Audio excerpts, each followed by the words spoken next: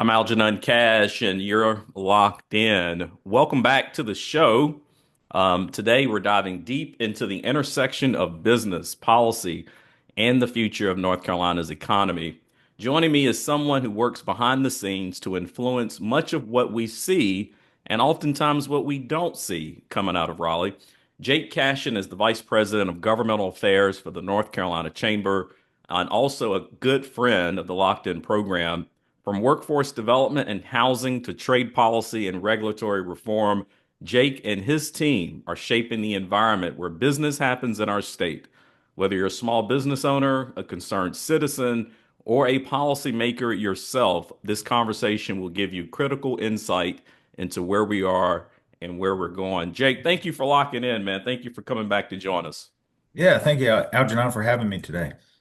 Yeah, man. Well, I guess to just get started, I've known you for many, many years. You almost came to work for me at one point in time. Probably the biggest disaster. I should have brought you on. Look at what you're doing nowadays. But all jokes aside, man, you're a good friend of mine, a friend of the program, and someone that I respect immensely. Not only at the state level, but you reside right here in Kernersville in the Triad. So definitely someone that I look to oftentimes when I want to get some insight about business.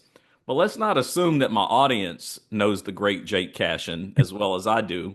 So I think my first question for you, man, let's just start out with your role. You're the Vice President of Governmental Affairs at the North Carolina Chamber. Talk a little bit about what that means. What does day to day look like for Jake and Raleigh? Yeah, thank you, Algenon. I appreciate the kind words. Very kind of you say, and always enjoy being with you and our long relationship. So, thanks. Yeah, day in the life of me. So my role at the chamber is to bring policy and politics together. So I oversee all the policy items that we promote and push, advocate for, and I oversee all of our political programs that we use in order to make sure that we have good folks in the elected in the offices that we need to have decision makers in. So my job there is to just make sure policy and politics align. You can't get anything done within any sort of elected body without those two things working together. And I think it's important that people recognize that. It can be, we're in a heated environment these days, but nevertheless, I think it's important that we understand policy and politics should align in order to get things accomplished. So I have a group of folks that work with me.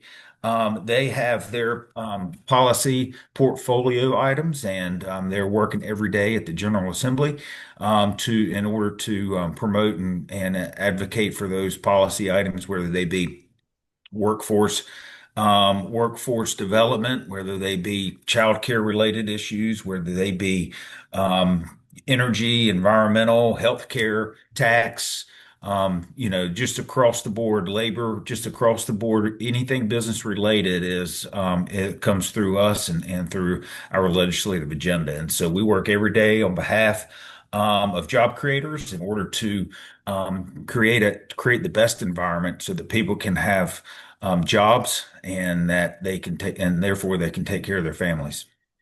No, I thank you for the service and everything you're doing there.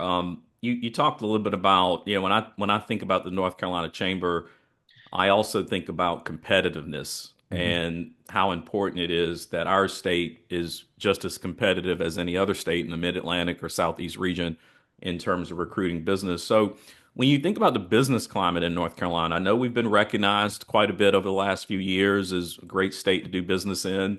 But when you look around the state of North Carolina in terms of the business climate, do you feel like we're still gaining momentum, or are we losing steam, or how do we compare to some of our southeastern neighbors right now? That's a fantastic question, Aljon. It's one that we're grappling with right now, actually. We're the North Carolina Chamber's the largest broad-based business organization in the state, and we work daily to make sure that we maintain the gains made over the last decade plus. that got us to the number one state in the country to do business. We're number one, number two over the last 5 years. Virginia beat us out last year by 3 points out of 2,500. And so we want to make sure that we know what our weaknesses are now. We've had so much growth over the last, I don't know, 5, 8 years or so. And you can see it in your everyday life. With traffic, with the orange cones on the highways, which I think transportation investments has been one of the biggest untold success stories of the state. But nevertheless, I think where we're at a sort of we're at an inflection point. The growth has generated new opportunities for us to solve. Opportunities such as how we're going to get folks into how we're going to modernize our child care regulations in order to allow people to get back into the workplace. How are we going to make sure that we're taking care of water, wastewater in order to have the supply that we need, and where we're going to put that? Western North Carolina and the tragedy of Hurricane Helene has shown us that, there is so many challenges just from the hurricane damage alone, but that doesn't even account for the growth that the state has seen in other parts of the state. And so, we're doing a lot of work now through our North Carolina Chamber Foundation on water and wastewater and the future of it for North Carolina, what our water supply is going to look like. We're doing a lot of work on the future of energy in the state. We're in the middle of an energy bill that just was in committee earlier today. And the energy demands that are upon the state now, just from a growth perspective, are enormous. And so, what does the future of energy supply look like, and how are we going to get there? And so, there's a lot of these type of discussions going on right now. Housing is a great example. Workforce housing, middle class housing. What does that look like in North Carolina? We've released a report with the North Carolina Realtors and the North Carolina Home Builders Association, for example. Between now and 2029, the state is at a 750,000 home unit deficit, meaning in order to keep up with the growth, we need to create 750,000 new units, whether that be rental units or for sale units. Um, but if the stars were to align and we see policies, pro-growth policies that would allow us to get there, we'd see a $489 billion economic impact. We'd see 2.2 million new jobs created. We'd see $51 billion in new tax revenues. We'd see $122 billion in wage growth. So you can just see the economic growth opportunity that just tackling the housing challenges alone would bring to the state. Our current state GDP, $750 billion, but this is a $500 billion opportunity that's staring us in the face. So, and if we've got some new announcements coming economic development wise. So where we're going to put folks, we like to say, people need jobs for homes for their jobs. And that's exactly where we're struggling now. And so there's a big battle going on in Raleigh related to that. So, I don't know if I've answered the question directly, but there's a lot of challenges now, thankfully, because North Carolina is a top tier state. But the challenges bring these opportunities to solve and in a bipartisan way, and we're working towards that and leading through that. Yeah, I sort of back up a little bit. I know the General Assembly's active right now. We've seen a budget come out of the House. I guess now the Senate's looking at, their version of that bill. I've not heard any indication from, the executive branch of the governor's office where he stands on the budget right now. That might be something that you can comment on. But in this current legislative session, this long session that we're in, what are some of the top legislative priorities that you and your team at the chamber are really trying to focus on? Yeah. So the Senate goes first this year in the long session, went first this year in long. So the Senate has passed their version of a budget. Well, let me back up. The governor submitted his budget to the General Assembly back in the spring. The Senate passed their version of a budget a month or so ago, and the House just maybe last week or so passed their version of the budget. So now all of it's going to be into a reconciliation type of process through a conference committee, and so all that's kind of coming together. And those, we're thankful and lucky to have leaders like Donnie Lambeth here in the Winston-Salem area who represents this key. Kyle Hall, Winston-Salem, both of those two folks are key appropriation chairman in the House. And so they're going to be part of the process in order to kind of pull a reconciliation. You got Senator Berger in Guilford County and Rockingham County kind of leading the charge there. So you're going to see a lot of local triad folks in the middle of helping to solve bringing a budget together. And so we're excited that's possible, and we're excited to have key leaders there in those right places from North Carolina. I mean, from the triad in Forsyth County. So that process is coming together. There's some tension right now, but I think you're going to see things come together in due time. It's this way every cycle, but I think there's a lot of good in both. In both chambers' budget proposals. And so we're going to see them reconcile that out here pretty soon. Any specific measures that the chamber is Oh, trying to champion, or we should be looking for, or yeah, you'll likely see some child care related provisions hopefully move forward. We've Deborah Durr, who is on my team, she has been leading the effort to get some child care reforms put in place over the last 2 years or so. And so I think we're going to see some fruits of that labor come. It's an important issue, a huge issue for companies of all shapes and sizes and people of all, different wage levels. And so I think it's going to be a real exciting opportunity to what may come with it. One of the key tax provisions for us is a thing called the franchise tax. Basically a tax on capital. And it's North Carolina has probably one of the most onerous franchise tax compliance issues in the entire country. And hmm. so we're trying to figure out how to reduce the complexities of this franchise tax, or what we would like to see is a complete elimination of it. And we believe, and we know from the work that we've done, surveys elsewhere, that if we could eliminate the franchise tax altogether, it would probably do as much good or more than zeroing out the corporate rate. And so this is a exciting opportunity, and both chambers are taking a look at that, and we're hopeful to see what might happen with it. So that's a big priority for us on the financing side of the budget. Frankly, Algenon, we do not get involved in appropriations discussions. You could imagine how how many different folks would come and help want us to help advocate for their needs in a budget, and so we just don't see that as our place. And so we don't necessarily get involved in the budget discussion directly outside of the finance packaging part of it. You mentioned childcare being a top priority for a lot of companies that are located in North Carolina. I'm certain it is.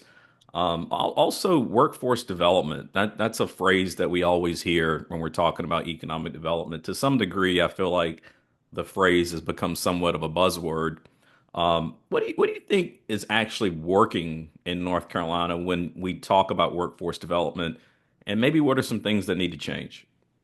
It's a very, very challenging topic. I just had an email sent to me just yesterday from a Canadian company that moved into Charlotte, and someone asked them the question about what drew them to North Carolina, and it was workforce and the availability of our talent supply, taxes, low tax rate, good geographic environment, close to airports, good, infrastructure, that kind of stuff.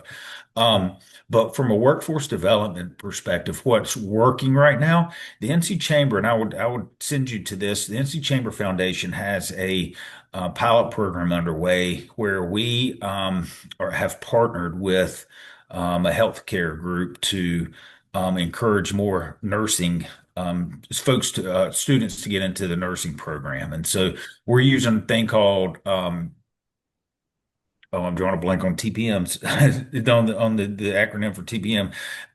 But we're using TPM management type of tool in order to track and put these people into a career path that they can advance in, and that can help solve the thousands upon thousands of employee deficit that's needed. And so this TPM program is getting noticed nationally, and some of the folks of our foundation have been to DC and other places to talk about the growth opportunities within this pilot program.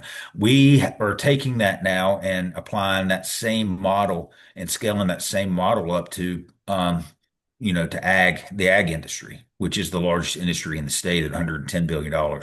We feel like there's a really great opportunity to scale that up into the manufacturing industry and really grow those manufacturing jobs here in North Carolina. So there's a lot of new opportunities with it. Propel NC is a new way that the community college system is going to be looking at. Hopefully, if it can get funded in the budget, it's going to be a new way to that we connect the education system in the community college space to the needs of the marketplace Hmm. and really align those two things in a much better way. And so that's an exciting new opportunity that's coming down the pike. So yeah, I think it's been a long time, but I've been frustrated with the workforce development side of things for a long, long time because it's the top need you hear everywhere in the state, but for whatever reason, it's at the bottom of the list. So I think we're now starting to, finally see some real momentum get built into some new and innovative workforce development programs, as opposed to just, I hate to say this in a negative way, so it's not meant to be negative, but as opposed to just the government kind of being that solution from a workforce development perspective. Yeah, I used to serve on the Forsyth Tech Foundation board and did a couple of terms with them. And so I love hearing that, we're looking hard at making sure that our community colleges are part of that education pathway. I think, so many years ago, our community colleges got demonized, and it's taken a long time to work out of that stigma of whether or not you go to a four-year institution or you decide to go to your community college. But I think in terms of workforce development and making sure people in our communities are ready for these jobs that are coming into North Carolina, whether it's advanced manufacturing or whatever it may be, the community college system is certainly an underutilized part of what we do here in North Carolina. Can I add on that as Sure. Yeah. well? One of the other really huge opportunities is the military. And there in North Carolina alone, there are 20,000 folks that are discharging from the military every year and trying to figure out what their next part of their life is going to look like, whether they be 4-year enlisted to your top brass. Um, so there's a great opportunity to have those folks that are discharging and their spouses. They want to stay here in North Carolina, but do they have trouble finding work? Do they have trouble figuring out how to transition into the civilian workplace? We do a CEO poll every year, and this year we asked this question, first time that we ever asked this about military affairs, veteran affairs, and do you want to hire those type of folks that are coming out of the military? 97% of those CEOs polled said that would be their top priority if they could find those military folks. So we're doing a lot of work in the military affairs space right now to try to um, help translate what a career in the military is to what a civilian world career may be, and then kind of help attach and connect the dots for those folks. And so there's a lot of exciting stuff going on with it. And I think if we can help bring some solutions to the table and really just some connectivity to the table related to the jobs, the businesses, but also those military folks that are discharging and their spouses, man, we got a great opportunity to keep those folks here and really grow the economy. You mentioned earlier, you talked about the sort of exploding population growth here in North Carolina. That's something that's been occurring for really the past 20 years. I've lost track of sort of where we rank at in terms of fastest growing states in the country, but I know there's a lot of people showing up to our doorstep every day here in North Carolina for numerous reasons. One, because there's companies that are looking to be here in North Carolina. But with that exploding growth, we're also seeing some challenges with housing affordability. You talked about that briefly a moment ago when you said that we need 750,000 units here in the state.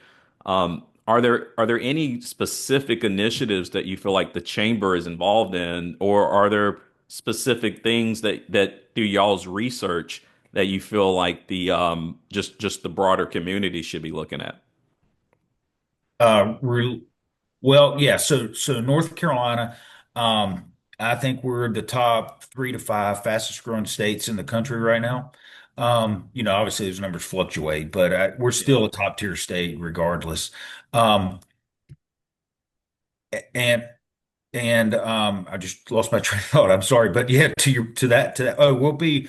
I think by 2030 timeframe, we'll probably be the seventh most populated state in the country, Wow.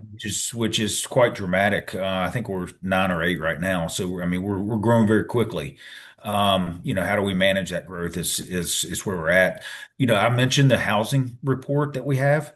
That's an important report. We've heard from a number of folks from around the state that their sort of eyes or just get really big when we talk about it. We've zeroed that report down by county by county. So for Forsyth County, for example, we've shared all this information with leaders in the county so that they know and can make educated decisions on why we need to maybe create a neighborhood here, or create higher density areas in some places here and there. And so, the challenge though, Algenon, is the not in my backyard type of folks. Yeah. Unfortunately, that is still a very challenging piece that we have to deal with, and at some point in time, it's going to really start impacting economic opportunities and economic growth in communities. Those bigger cities that are okay with solving these housing challenges are going to be the winners, and those areas outside the state that still, I mean, outside of the area that still have the mindset of they want an acre lot and all brick home, and for under 300,000, that's just not where the marketplace is, and that's not where things are in the real world right now. And so, how do you educate local leaders to understand the market and what's really wanted out there right now and into the future? And so we're doing a lot of work in that space with some other partners, trying to highlight some of the challenges around local regulations and how they drive up housing cost, and how just doing some things, just permitting. How do you reduce permitting times in order to speed up projects? I mean, there's a lot of these type of things that local governments could really lead on, and it would really solve a lot of problems, but create some new opportunities for local communities as well. Yeah, I just think the real estate space is so challenging right now. I mean, obviously we're dealing with it's weird because I've been in the real estate business for 20 something years. I know you and your wife Brooke has been in the real estate business for an extended period too. And if you've been around for a while, you know that interest rates have been actually significantly higher than what they are right now. But it feels like in the last 10 years, developers have really gotten comfortable and used to like an ultra low rate environment. And so now with rates being where they are, a lot of developers I talk to are just not building anything. And they're chasing existing properties and trying to acquire existing properties and do value add deals. So it just feels like we're like when you look at the real estate space, it's just like a lot of landmines currently. And that's unfortunate because in a state like North Carolina where we're growing like crazy, and even the report that you all have published that we need all these units, but it's still challenging to get developers to actually construct and do some of that kind of speculative development. I would encourage my audience. I have read that report that you all issued earlier in the year. I actually shared it in our Facebook group. But I would encourage my audience, if you want to learn more about some of the housing needs here in North Carolina, go to the Chamber's website. That's a very interesting report that they published, and has a lot of great insights for anybody that's in the real estate business, or maybe you just want to learn more about the particular challenges that we have here in the state. And then I would certainly echo what you said. I think one of the greatest challenges is local zoning laws, and it just makes it very difficult to do high density development, and you create a lot of urban sprawl based on the current zoning laws. And people may not understand, but those laws actually add cost to the development. And in an environment where every dollar counts, especially with rates being where they are, we have to do something about local zoning laws just to bring down the cost of creating affordable housing. I think Representative Zinger, who has been on this show numerous times, he's been at the forefront of that fight. I've actually written a couple articles about Zinger and some of the policies that he's been pushing in the General Assembly. I think if I'm not mistaken, Jake, I think I saw a bill where he's trying to wrestle some of the local zoning control away from the localities and make it more state-based. What are your thoughts on that? I know that that comes with different pros and cons. Yeah, no, he's doing, frankly, magnificent work. Yeoman's work in this space. His bill is House Bill 765. It's called Saving the American Dream Act, and we are fully supportive of it. We're working in conjunction with other stakeholders, hopefully in order to move it along. Unfortunately, there's some opposition to that, pretty stiff opposition to that, in the within the local government arena, and so. We'll see what happens with that bill. There's a lot of really good stuff in there, and there's been a lot of negotiation to hopefully get those folks in opposition to, want to help out and help solve the problem. And so our hope is that at the end of the day, we'll see some policies that get passed into law that can help do that. This doesn't take away the power of local government. It just helps really just reestablish just some what they can do. I don't want to get weedy, but Yeah. North Carolina is what's called a Dillon rule state. Counties and municipalities derive their power from what the state gives them. And so this is an effort to re-identify that, recodify that, and make sure that the local governments can help solve the housing problem, and really come to the table and be open to new ideas and what the future of housing needs to look like in North Carolina. The other problem with this is um, you mentioned urban sprawl. North Carolina's largest industry, as I mentioned earlier, is agriculture, and so. But what's happening is family farms because farms aren't we're not a farming community like we used to be. Those farms are being sold off, for development or other things, and that's causing sprawl, but it's also causing the loss of farmland, future farmland that could be used with new technologies and Mm. new way of doing farming. And so we need to figure out how to protect those farmlands so that we can feed the world as well. Because again, we've got a very large agriculture industry, and thankfully, it's still alive and active and productive. But there's some challenges on the horizon with it as well. North Carolina Chamber Foundation, in partnership with Golden Leaf, has come up with a new strategic plan for agriculture. It's called NC Ag Leads. And I would commend your listeners to our website for the information on that. But preservation of farmland is part of the policy solutions within that new strategy. Yeah, thank you for sharing that. And I'm totally in favor of the work that Representative Zinger's doing. I think his intentions are Very well good. suited. And yeah, I mean, I'm a huge fan of protecting local government, but at the same time, to your point, when local government have become obstructionists to housing affordability, then yeah, I do think the state needs to step in and certainly do something about it. While I've still got a few minutes left, the hot button item that everybody's discussing all over the country is tariffs. And certainly tariffs have a big impact on what we do here in North Carolina. You've talked very extensively about our agricultural community and industry here in North Carolina. I've actually had some of these family farm owners on the show, and they've expressed expressed some negativity about tariffs. My audience know I write for the Carolina Journal, and Donald Bryson, who's the president CEO of the John Locke Foundation, he's come out with some strongly worded op-eds about tariffs. as well as Mitch Kokai, who's the senior policy analyst over at John Locke. They've both come out against tariffs. I'm curious to know what the thoughts are of the North Carolina Chamber. I mean, obviously, we continue to see tariffs and trade policies. They're shifting rapidly under the current administration. And just curious from your perspective, how do you see all these changes impacting North Carolina businesses and exporters? Yeah, no, great question. We get this question quite a bit. And honestly, it's not an easy one, Algenon, because we have members and businesses on both sides of the equation here. And so we don't necessarily have a position on tariffs. Even if we did, we don't know that it would, we don't know that it would influence the White House or not.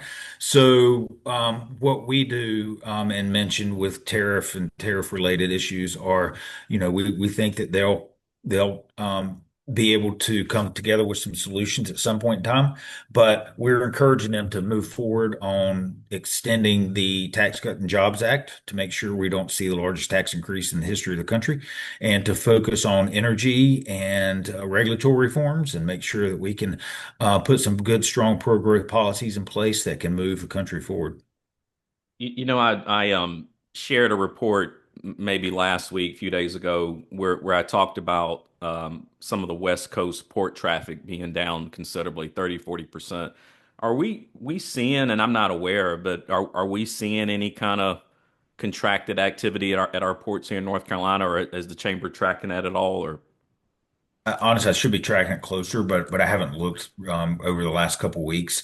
I have heard there are some concerns, a little concerns, but I think our port system is has one of the fastest turn times on the East Coast. So it's one of the most technologically advanced ports on the East Coast. So there's a lot of new opportunities at the North Carolina state ports. And we have a large turning basin. There's a study now, but we're going to record to deepen the channel. So there's a lot of new opportunities there that are forthcoming, and so I think our ports are going to be in good shape.